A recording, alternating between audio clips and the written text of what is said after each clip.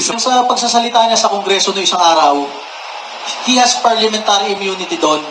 Hindi namin siya makasuhan ng libel and kung meron siyang malicious intent. Nung sinabi niya na massively corrupt and mismanaged ang NYC, hindi namin siya makasuhan. Pero today, Congress is adjourned.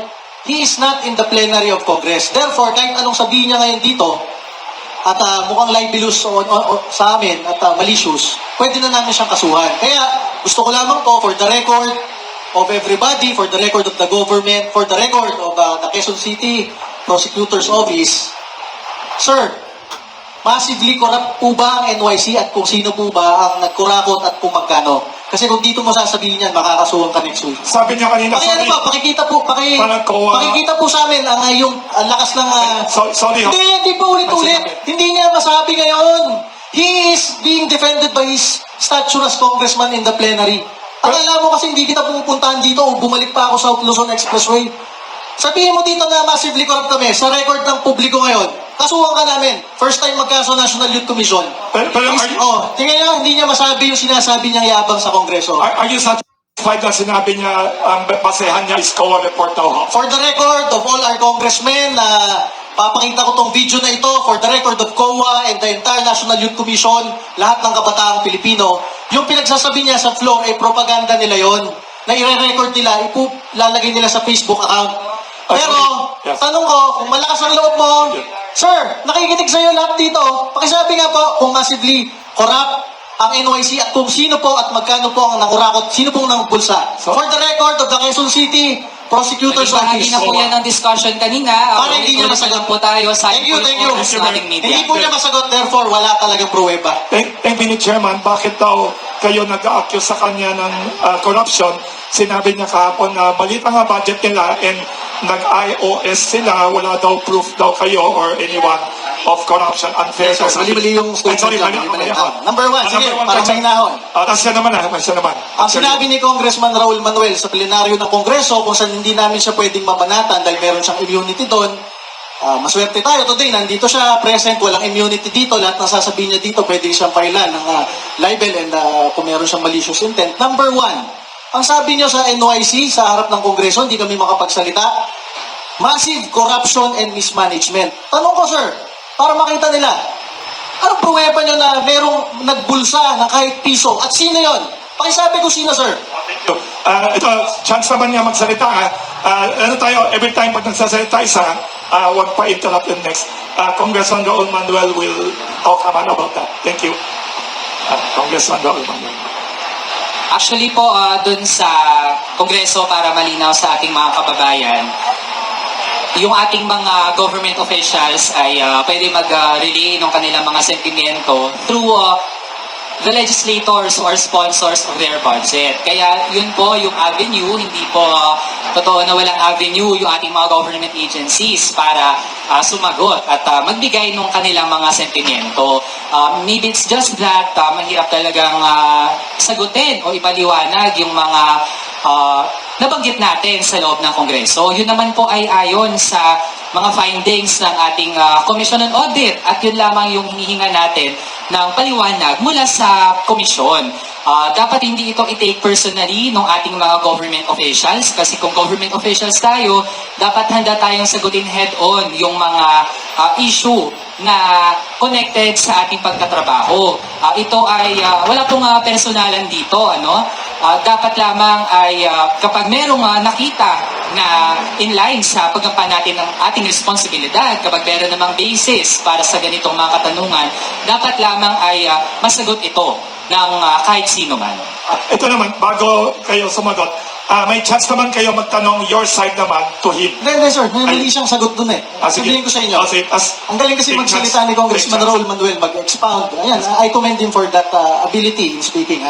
Ang tanong ko lang, sinabi mo sa plenaryo ng Kongreso that NYC is corrupt. Ang COA nga hindi sinasabing corrupt kami. Yun yung binabasa mo according to COA. Sabihin ko sa inyo ngayon, Congressman, magkano yung kinurakot at sino ang nangurakot kahit piso? Pakibanggit. Kasi sasabihin mo, pwedeng sagutin. Hindi ka namin pwede sagutin doon sa pagsasalita mo ng isang araw eh. Ngayon, sinabi mo, corrupt ang NYC. Pakisabi lang po sa Honorable Congressman Raul Manuel, magkano ang kinurakot at sino po ang nangurakot? Para alamin natin kung sino.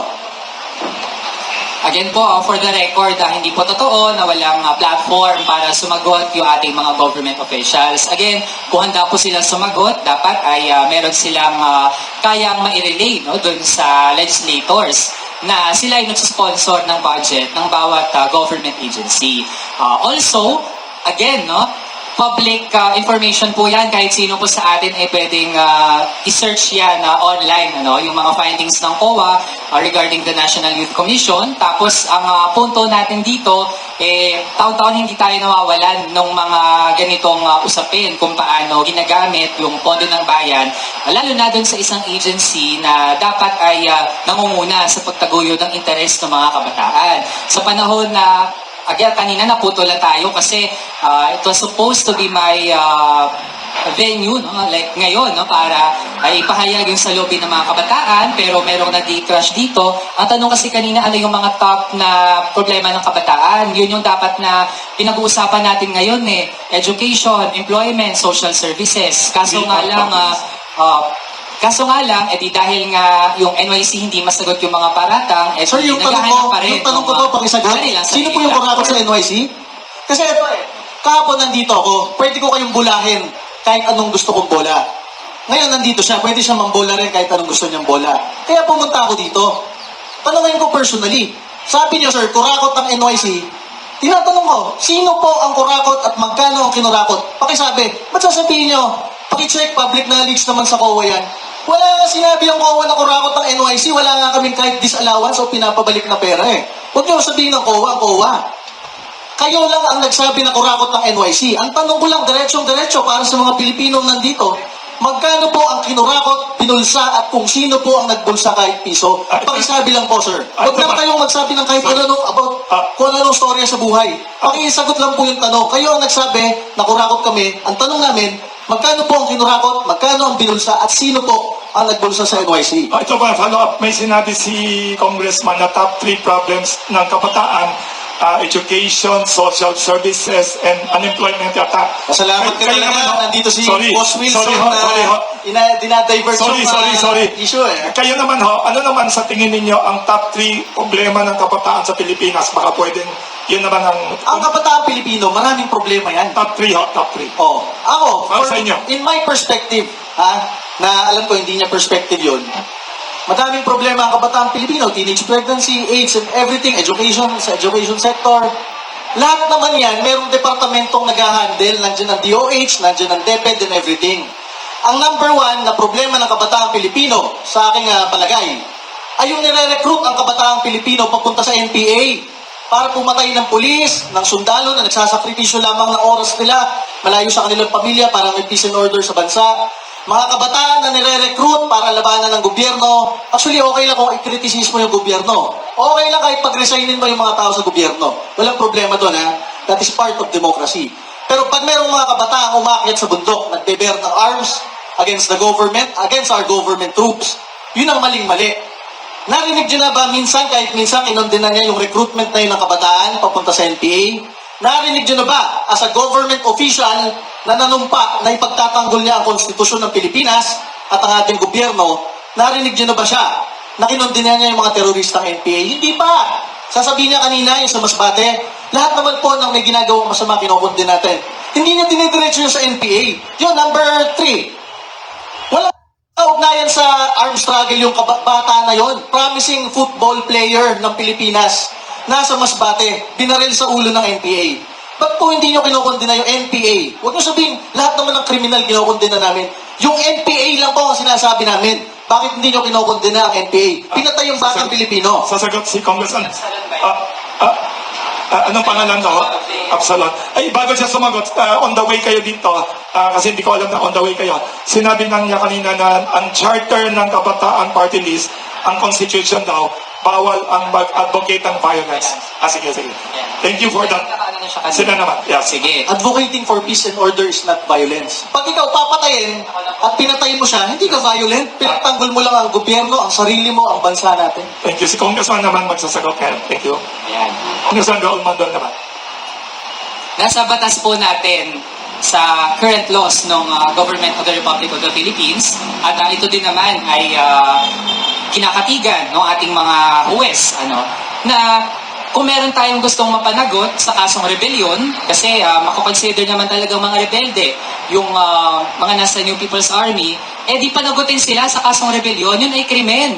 Diba? Kung pag-aaralan natin yung ating mga batas. So, hindi po natin maintindihan kung bakit po dinidiin tayo sa ganung usapin kasi nandyan naman yung batas. Kung meron tayong gustong kasuhan ng rebellion, di kasuhan po natin ng rebellion. Rebellion ba yung pinatay kasunod yung po, bata Pilipino? Kasunod po, yung nangyari na yun, actually hindi nga yun pagbaril, yun po ay death, no? Dahil sa paggamit ng isang bomba. So actually, ang dami pong facts kasi na binabanggit na Ang facts lang, hindi bakit totoo. ninyo kinukumpit Tapos, yung NPA? meron tayong statement na nilabas doon, baka lang po hindi po nakarating o hindi nabasa ng ating NYC chairperson. So pag ilang strike na po ito in terms of facts, kaya we highly advise the NYC chairperson na maging maingat po sa kanyang mga salita at magbatay po sa kung ano lamang yung facts. NPA, alam niyo ba, ang NPA 50 years na sa Pilipinas, pumapatay ba sila?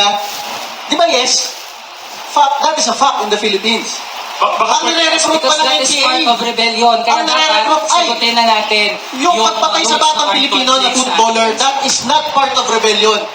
Sasabihin mo, nagre-rebelte ako sa Pilipinas, ikaw na football player na bata, papatayin ka It's so na. sad that we have a government official who doesn't understand the reality of rebellion and armed conflict in our country. So That doon pa is lang, plain murder. actually, dapat magpaturo po siya sa ating Rebellion. mga academicians, sa iba pa nating mga Dati word lang ni Rol tungkol Manuel, sa no? rebellion. May tanong naman si Congressman kanina. Nakakahiya na ikaw ay kinatawan ng kabataan, yung pinatay na bata, ipagtatanggol mo pa yung nakapatay on the blanket of day and rebellion. That is not murder. ang Kung tanong naman, meron po siyang gustong mapanagot, pwede po yung kasuhan, wala pong pumipigil na kasuhan yung mga Ang sinasabi ko po, bakit hindi nyo kinukundina? We called on an investigation sa issue na yun. ang sabi naman nila, they called for an investigation daw. Tapos ano rin, As the result of the investigation, Honorable Congressman, na nanawag ng investigation, sige, tama, ang ganda ng sinabi niya eh. They investigated pala, ngayon ko lang nalaman.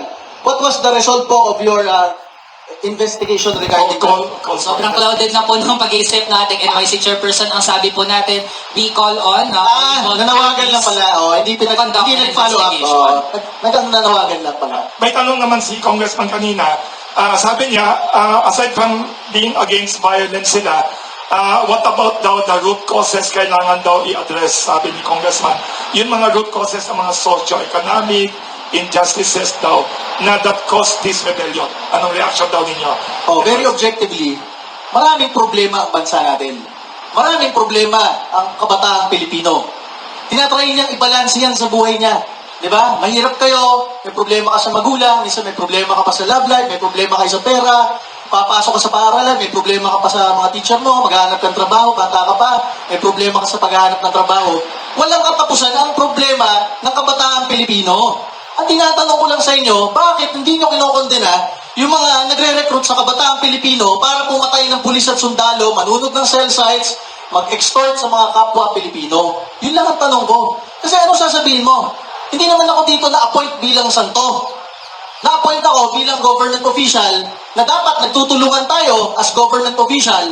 Lahat tayo sa gobyerno nagtutulungan para patatagin ang gobyerno, patatagin ang bansa.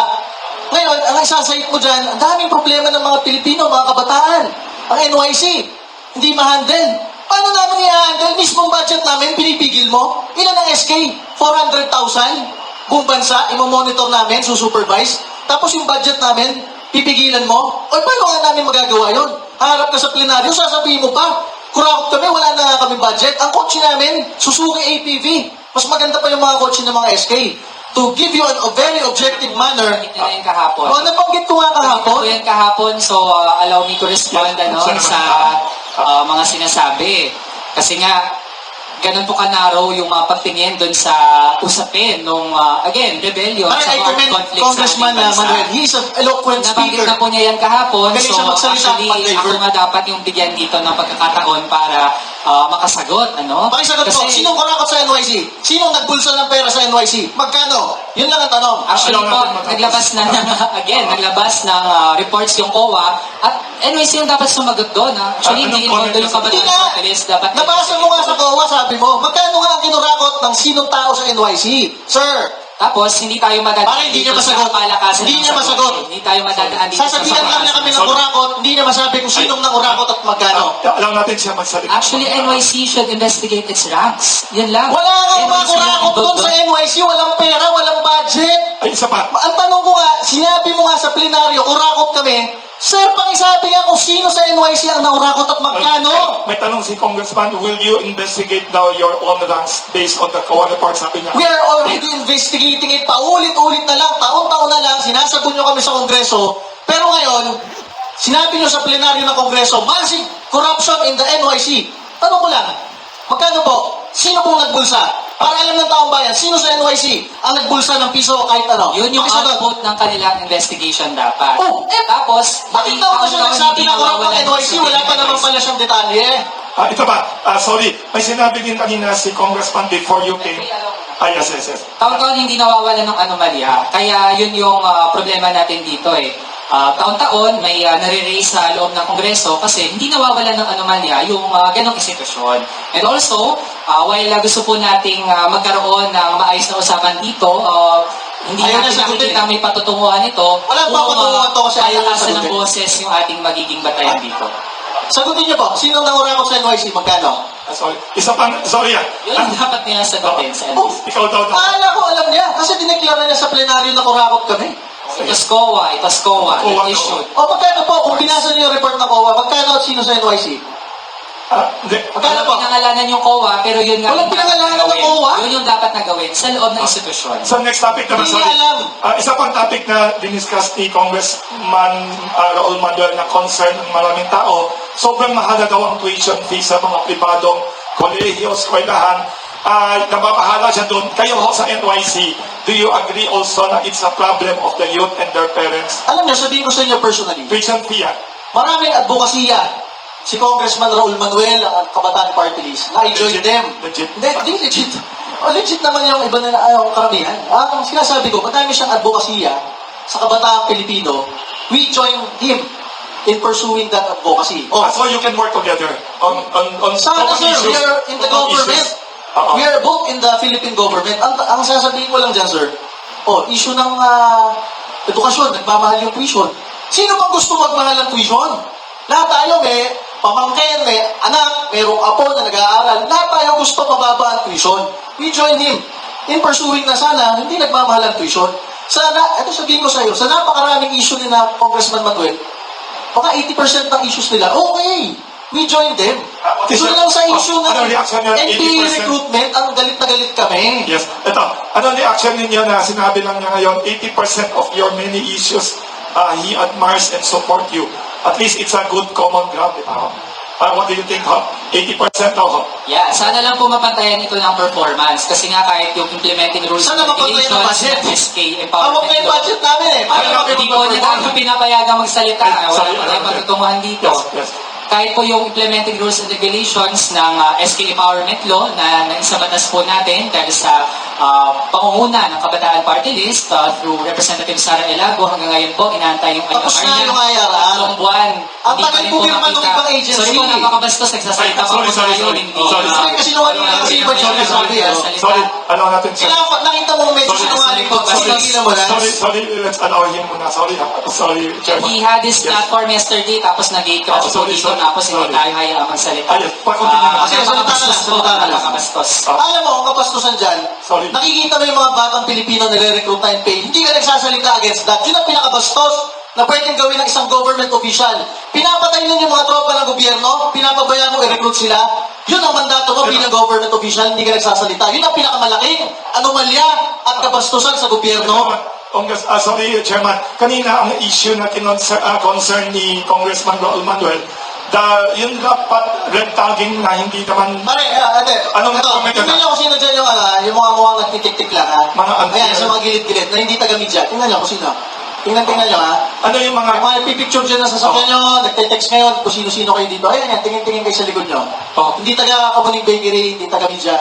Identify nyo kung sino dito yung May tanong lang... nagtitik-tik dito kayo. Oh, sorry, may tanong lang si Congressman kanina at saka concern ng ibang tao. Sino? Ituro mo. There Sino? are socialist and Oh, yan o. progressive forces. Yung naka-ano ba? Anong... Naka-shades? Saan po kayo? Si, ganun po kapraning yung ating Hindi. si Chair. Pinipicture ka na yung mga plate number ng mga sasakyan nyo Driver po kanina sa sila. labas eh. O, driver mo yan! Sir, natural lang po yung patigay ka kami. Pinipicture mo lang na sasakyan dyan sa tabi. Bakit mo kasi? Hindi ko alam na driver mo. Akala ko, nagtitikip Ako po lang. kasi ganun po Parang kapraning namin na-stop na nagka-picture ng mga plate number nyo. Ito lang, Chairman. Ito naman kanina rin is the issue ni Congressman Raul Manuel.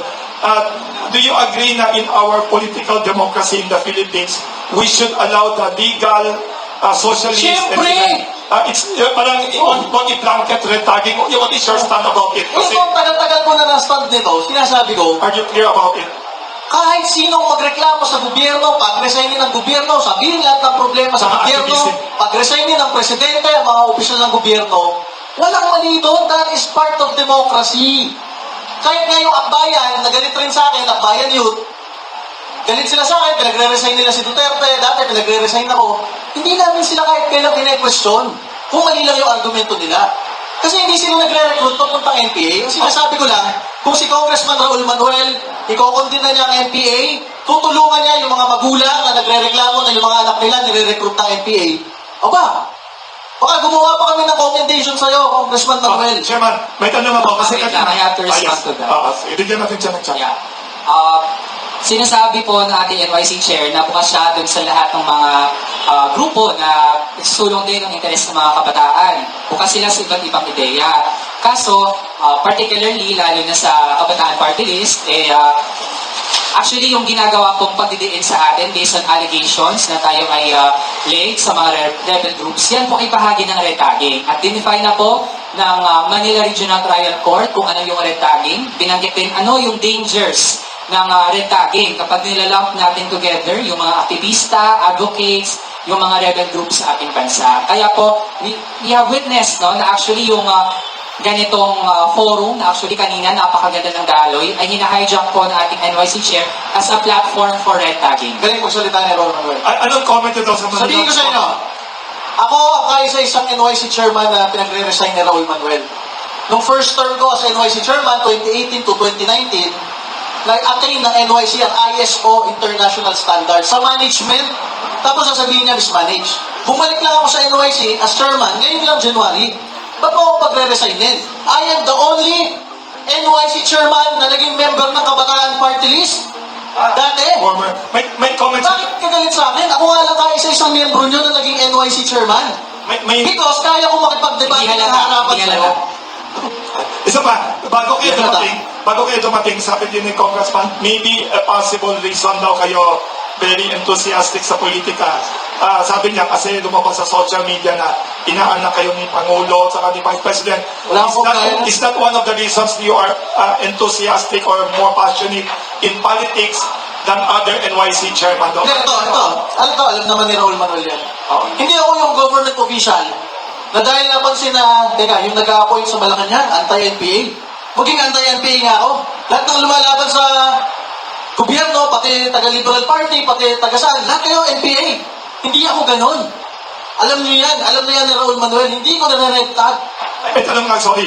Are you against parang blanket red tagging? Are you against Oo it? naman. Yung parang lahat ng aktivista nagiging red tagging victim. Are you against it daw? Yung tanong kanina ni... Lahat naman siguro tayo against that kasi ang bobo-bobo mo naman, kung sinasabi mong kasama sila ng NPA, tapos hindi naman talaga sila NPA, napaka-bobo ng ganong situation. So you agree Pero- na there's a distinction dapat? Oo naman, there's distinction always. Kami nga sinasabi namin, Yes. kahit anong laban mo sa gobyerno, okay lang. Huwag lang violent. Karapatan natin lahat ng Pilipino yun.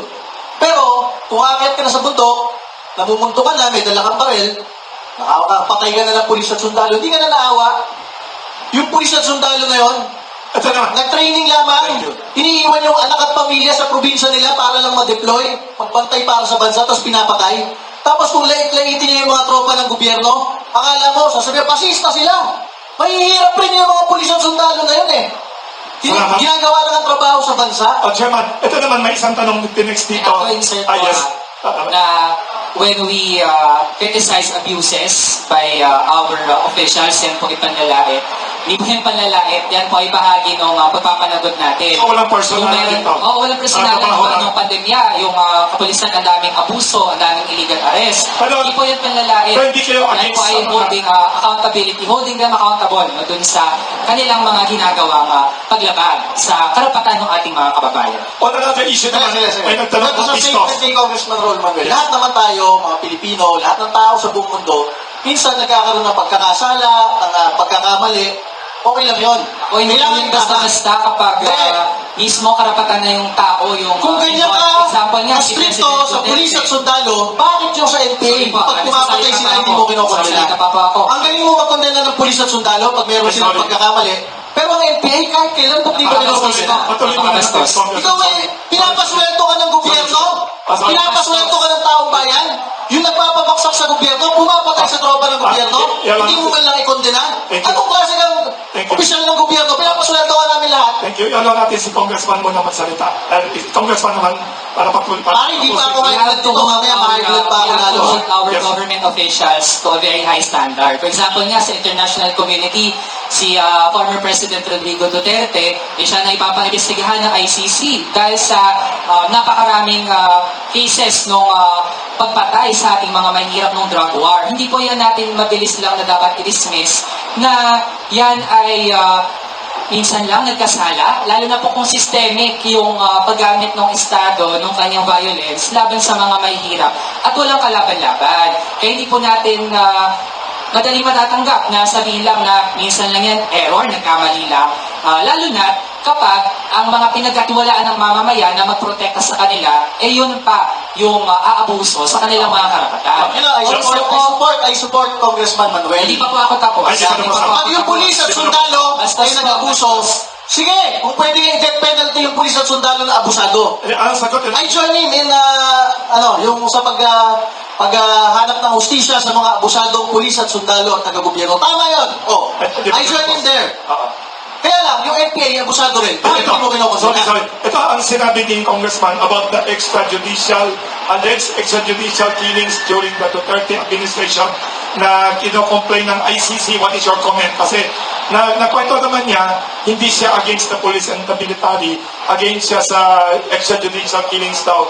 Especially, allegedly, during the Duterte administration, you were an official of the Duterte administration and head of the Duterte Youth. Anong comment niyo about ICC complaint internationally about that? Extrajudicial Yun ang topic. Tama lang naman sinasabi nila. Ito baka sabihin nyo, Yes. lagi akong sa sarili ko lang, sa gobyerno lang. Tama naman sinasabi nila. Kung may abusadong pulis o sundalo, kung merong extrajudicial killings, pinatay lang, outright, Are you against it also? sino bang hindi? Meron ba dito hindi? Meron ba ditong suporta yung basta, may tao, pinatay ka na lang? Walang ganon. Ang sinasabi natin, kung ikaw ay kriminal, kung ikaw ay terorista, at nahuli ka sa aktong ginagawa mo, at ikaw para makatakas ka, binabaril mo na rin yung taga-gobyerno, Kahit police.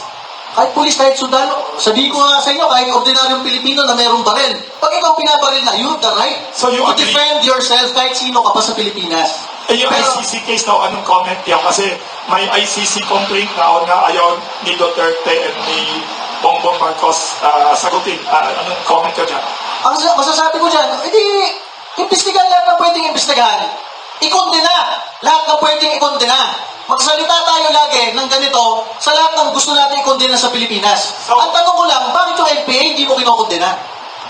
Wala pang ginagawang masama yung NPA? Tayo pa nabubuhay dito na ang galing, mga bayaning Pilipino, bagong hukbong bayan, nagbibigay ng pag-asa sa ating mga kabataan Pilipino. Ganun ba sila? O meron sila pinapatay na Pilipino minsan?